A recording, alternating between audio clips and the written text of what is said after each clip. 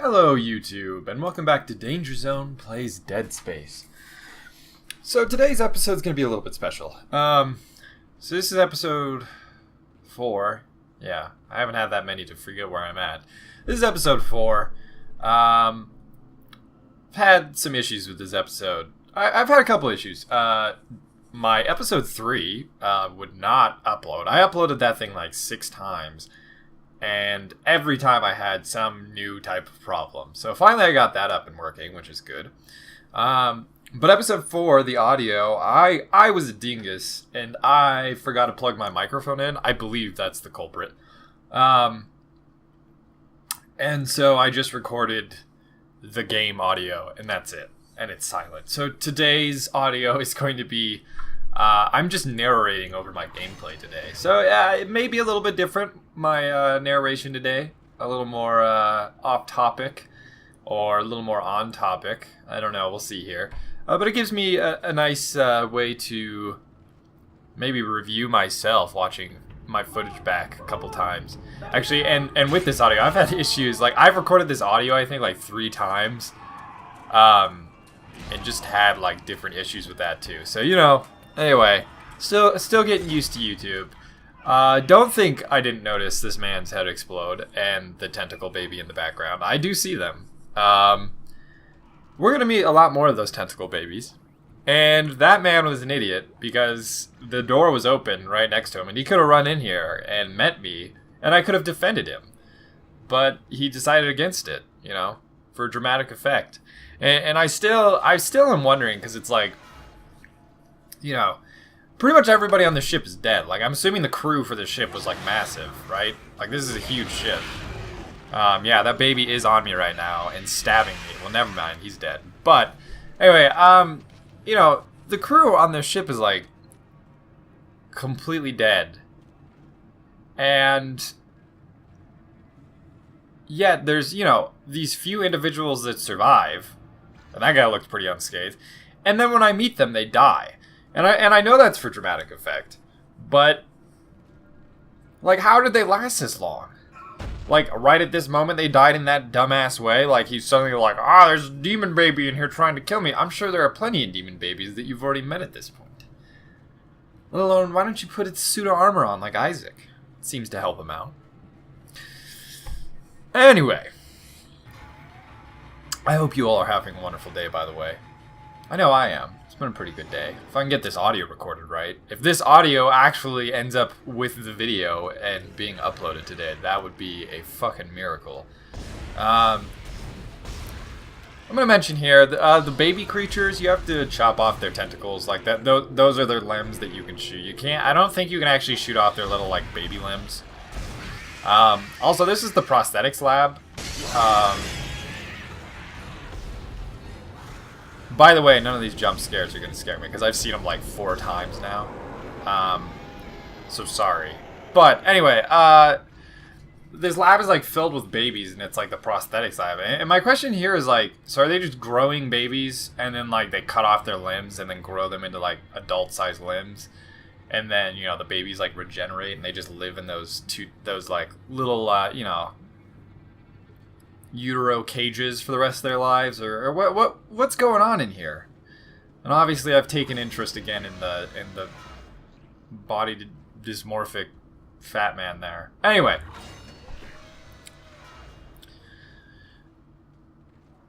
sorry, I'm silent for a second. I'm seeing. So anyway, so right now, sorry, I didn't mention like what we're doing right now.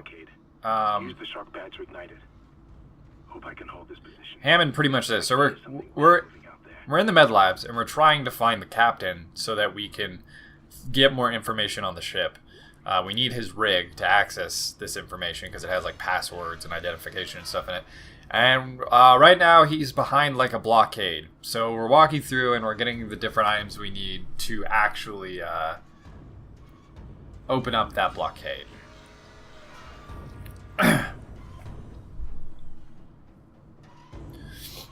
Sorry. Grabbing a drink here. Shit. Oh, there it is. I swear to God, every episode I can't find my drink. Like, I made tea a couple episodes ago, and I kept leaving it in the kitchen. So I'd be like mid-episode and need something to drink, and I'd be like, oh, well, never mind, my tea's in the kitchen. and I just leave like water boiling in there. Like I would get distracted and then come in here and start an episode.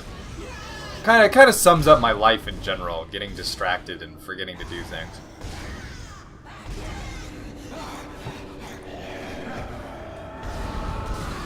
So I can't chop off the legs on this guy, and I'm pretty sure it's because he's wearing like metal shin pads.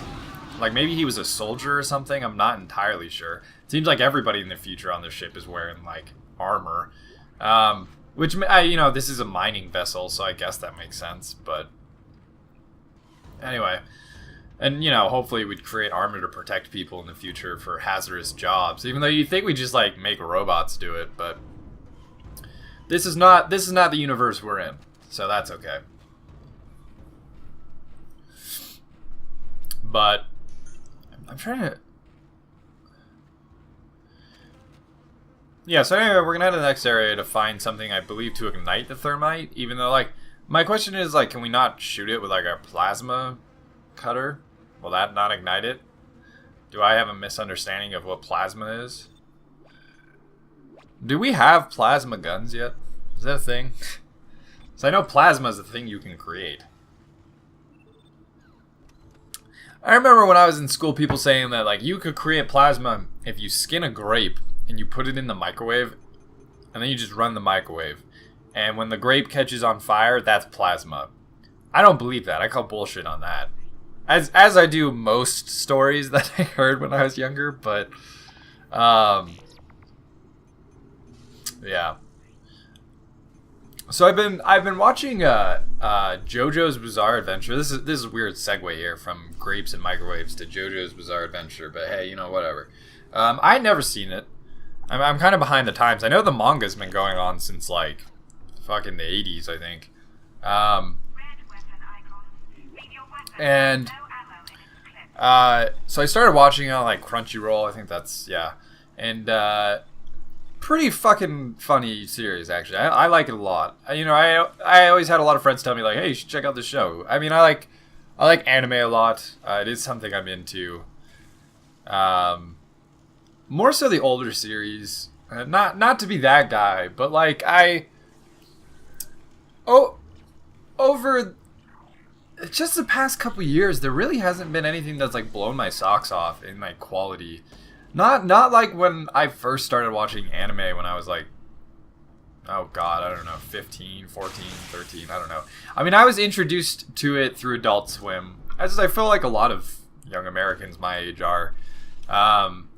And so like a lot of the series I've seen and hold, you know, dear to my heart are like Samurai Champloo, Fooly Cooly, which we're getting another season of, so, you know, that's pretty fucking exciting. I'm looking forward to that. But like Samurai Champloo, which is probably by far one of my favorite series. And then obviously Cowboy Bebop, just because, I mean, same creator. This may be an unpopular opinion. I actually don't know. I like Samurai Champloo more than I liked Cowboy Bebop. But that, well, you know, I can't actually tell, like, I can't tell you why. I mean, Cowboy Bebop, so jazz is like one of my favorite types of music, so you'd think I'd like Cowboy Bebop more. And the creator of Cowboy Bebop and Samurai Champloo was like, you know, his big thing is like music is a very universal thing, and, you know, it makes people feel so many different emotions, and you really, and it's a great tool to use within media, or it's a great, well, it is media. I'm making myself sound like an idiot here. Anyway, I'm gonna keep moving on. By the way, in my last run through, I read this, but since I'm recording the audio after, I can never get my timing right. So if you want to read it, please go ahead and read it. It's gonna be on screen for a minute or two. But anyway, music is integral to his animations. Or to the series he's created, which were Samurai Champloo and Cowboy Bebop. I don't know if he created anything more. I feel like I should know that, and I feel like I've looked into it and I didn't find anything else. But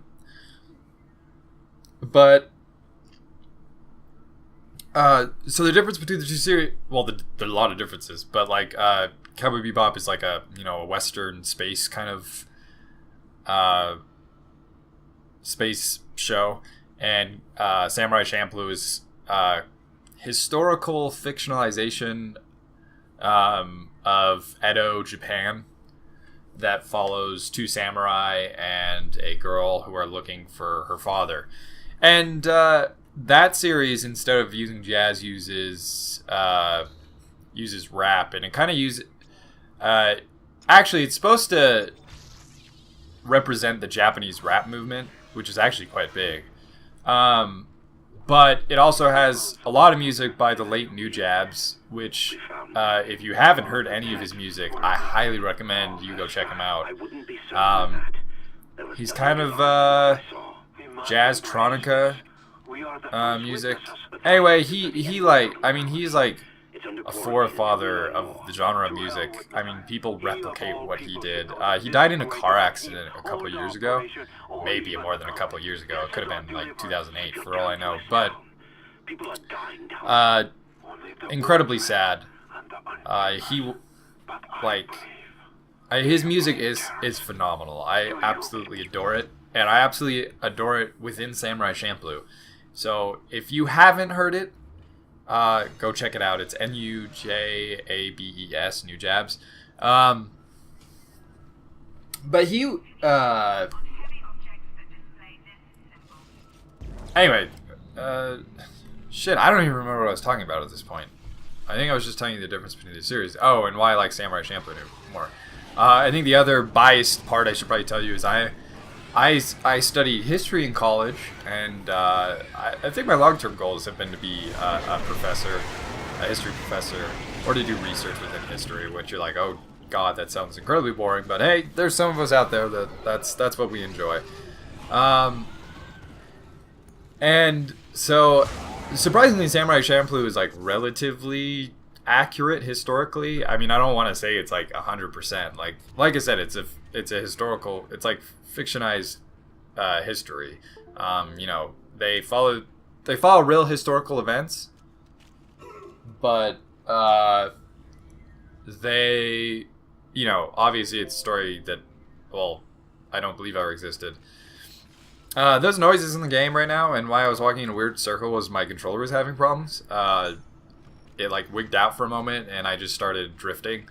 So I was trying to fix that, and that was me disconnecting it and reconnecting it. But anyway, I like Samurai Champloo more. I don't know. I like the story more, the feel. I love the music and the soundtrack, even though the soundtrack is phenomenal within Cowboy Bebop too. Honestly, I will give you a better review of if people care. I can give you a better review of why I like one series more than the other. When I rewatch them, I have both on Blu-ray, and I've been meaning to sit down and watch them on Blu-ray. I mean, I've seen Samurai Champloo like probably 2 or 3 times. I think I've only seen Cowboy Bebop like the series 1.5 times, and I say half time because I made it like halfway through the series, and then I just ordered it on Blu-ray. So I'm gonna watch it again in Blu-ray. But either way, they are great series, and like I was saying, I like a lot of what maybe people consider the classics. I guess it depends when you grew up. I really like the Full Metal Alchemist series, both Brotherhood and the original one. I think I would have to say I like the original series more, and that is highly argued between fans of the series whether the original or the new one is better. And the difference is Brotherhood follows the manga more closely, and the original series doesn't, because the original series was made when the manga was still being written, and they got ahead, and instead of waiting like Naruto and making like 1 billion fucking filler episodes, they just said, hey, we have an idea for, or they talked to the writer of the manga and they said, this is what we want to do with the series. They got the okay, and they ended up kind of just doing their own plot. And honestly, really, in my opinion, they did a really fucking good job. And the series do like diverge quite a bit after like episode 4 of at least Brotherhood. It's very different than the original series. So if you've seen the original series and you haven't seen Brotherhood, I would recommend that you check out Brotherhood, because it is fun. It's a little more manga-esque, like, you know, it has its more like funny moments every once in a while with like chibi characters and stuff like that, and that's, you know, that's fine, to each their own. But I I'm a more serious person, and so I really enjoyed the original series because it had a very serious, dark tone throughout the entire series, where I felt Brotherhood did have that serious and dark tone, but it wasn't to the extent that the original series was. Like, it definitely was more lighthearted. But if you haven't seen either of those series, I highly recommend them. If you watch anime at all, though, Fullmetal Alchemist is one that a lot of people have seen. I'm not a big fan of Naruto or any of kind of the Shonen Jump series. I mean, they're like which would be One Piece, Bleach, Naruto, and stuff. I mean, they're just your generic show. I mean, it's like your fucking How I Met Your Mother kind of. I don't know. That's a bad comparison, but it's. The thing with Naruto is also that bothers the living hell out of me is that, you know, they are making the series as the manga comes out, and they wait for the new issues to come out, which actually it's done now. The manga, I believe, is over. And I've seen way more Naruto Shippuden than I wish to admit. But, I mean, there's like fucking 1,000 episodes in the first series, or something like that, 800 or something. I mean, it's astronomical, and most of that is filler. Like, if you actually look up guides to, like, let's skip the, you know, the main parts, you know, let's skip all the filler episodes, you're only gonna watch, like, fucking maybe 80 episodes, 50 episodes, I don't know. So that has always bothered me with that series, but I have seen quite a bit of it, so, you know, I can't talk too much. By the way, we're in Zero Gravity. This is kind of a cool feature that was unique, I believe, to Dead Space. They were kind of one of the first games to maybe make this popular. I'm sure there's other games who tried to do, like, Zero Gravity, and maybe the, you know, technology at that point made it so it was kind of shitty. But this game does it where you just jump on walls. Dead Space 2 actually adds a jetpack system so you can fly around in Zero Gravity, and that was fucking super cool. It made the Zero Gravity experience that much better. I mean, it was cool in this game, but if you didn't notice, it's kind of nauseating right now. But it is cool, and it's very cool for a scary game, because at any moment you could have an enemy jumping from pretty much anywhere in this room at you. And so it really gives you a good feeling of, like, you know, having to protect yourself at 360 degrees. So, anyway. Anyway, I was ranting on for 10 years about anime here. Anyway, Fulakuli, Samurai Champloo, Cowboy Bebop, I don't know, what else do I have on my shelf over there? Ghost in the Shell, the movie and the series. The first movie is really good, the series is really good, the second gig is also really good, which is also the TV series, or the serialized version. And if you've never read the manga, I haven't read the manga. That's the sad thing, and I hear it's a fucking phenomenal manga, and it's a more serious anime too. It deals with more serious topics. It deals with geopolitics and terrorism and cyber terrorism. It's a very adult series with some very heavy topics, and it deals with cyber. Well, not cyber, but it deals with humanity. What does it mean to be a human when? Because a lot of the people in the series do not have, well, most of the people in the series and the main character do not have biological bodies anymore. They have mechanical bodies. Which what a cool, like, that's a thing that, you know, we've made sci-fi series before, and maybe, you know, when these series were coming out, it seemed not plausible anytime soon. But now, with the recent advancements in science and the exponential growth of technology, cybernetic bodies seem so much more plausible and within our grasps, even, which could lead to immortality. I don't want to jump that far, who knows, but even within my lifetime, you know, I could see people switching over to cybernetic bodies, and hopefully myself, because that would be fucking cool. I'm not opposed to it. A lot of people, though, I'm sure are. I took a bioethics class, and we talked heavily about Well, not as much as I would have liked, but we did talk about cybernetic enhancements in bodies, and that is a thing that, you know, people are talking about. And I believe this year, you know, if you're into gaming, there's the whole Deus Ex series, which really kind of hits on the whole like cybernetic enhancements of humans and the implications that they bring with them. But